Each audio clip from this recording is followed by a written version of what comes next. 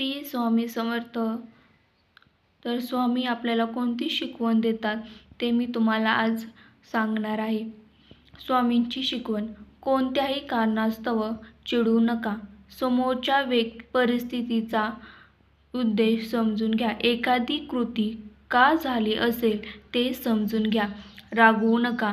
मीच शहाणा हा अहंभाव धरू नका. समोरच्याचा आदर करा.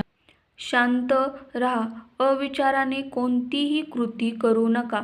आपण केलेल्या कृतीचा, बोललेल्या शब्दांचा आता आपण भविष्यात वैयक्तिक आणि सामाजिकरित्या काय परिणाम होईल याचा आधी विचार करा. पश्चात बुद्धीचा काहीच उपयोग होत नाही. कष्ट केल्याशिवाय सहज साध्य काही नाही.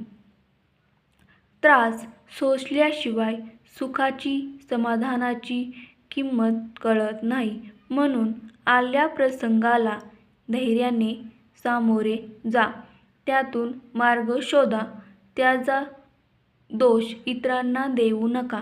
हे आपणच मागून घेतलेले आपलेच प्रारब्ध असते. निरोगी सुदृढ राहा. सशक्त शरीरातच परमेश्वर वास्तव्य करतो. जसे शरीर सशक्त तसेच मनही निर्मळ निर्लेपी ठेवा. आयुष्य सुखी होईल. कोणाचाही द्वेष मत्सर करू नका. कोणत्याही गोष्टीचा हव्यास धरू नका.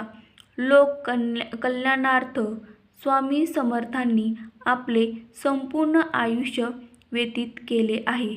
त्यांनी कोणतीच कोणाकडून कोणतीही अपेक्षा केली नाही.